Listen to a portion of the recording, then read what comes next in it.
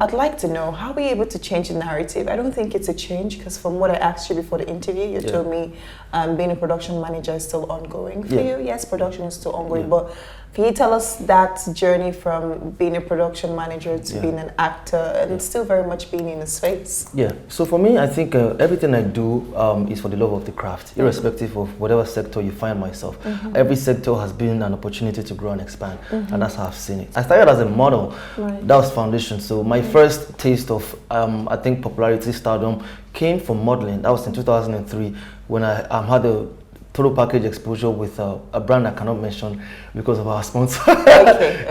So and it was a total package. You know, it was airport branding, it was TVC, it was billboard, it was everywhere. So you know, and that's where it started from. You can only do something for so long and think of evolving. The next stage of evolution of that career was television.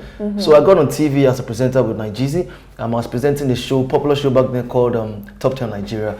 And I also had one more show called The Cinema Show.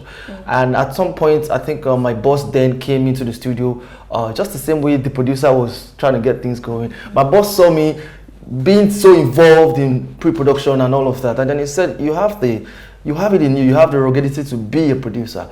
So he made me the producer of the show. 3 months later, he added 3 more shows. So I was presenting 2 shows and producing 3 shows. At the end of that year, I became the head of production in the TV station. So that's how I gradually just shifted.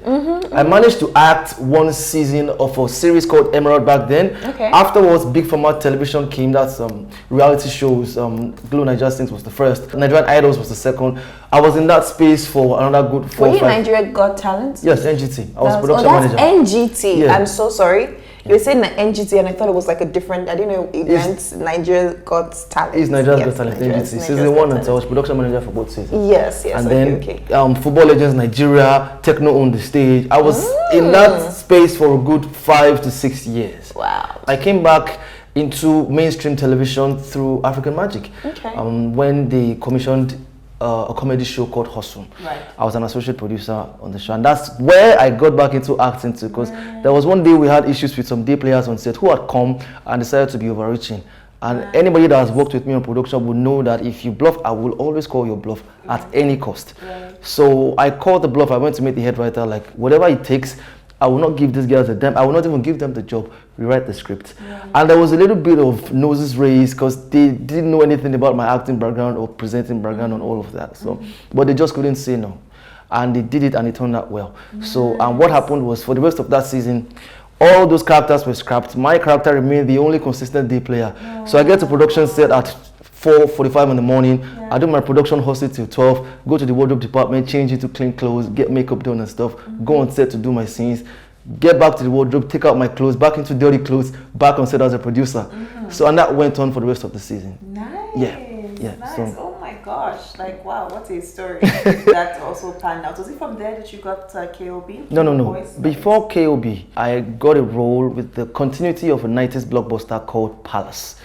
Anybody who grew up in the 90s would know Palace very well. So that was a continuity of the story, and it was a lead role. And coincidentally, I played Shola Sobowale's son. No way. Yes. I didn't even mention that on Hustle, Shola Sobowale was also one of the lead characters. So we had built a relationship as producer and actor, because at the time when everything was falling apart, I'm the only person that will show face. It's when everybody's running away, that is when you will see me.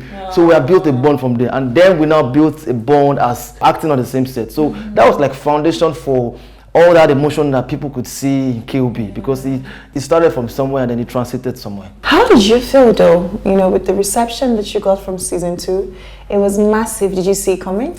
To be very honest with you, I didn't take up KOB as a project from an individual perspective. Okay, so I was never about the reception that I will get, or it was never, I've always seen it from a higher perspective.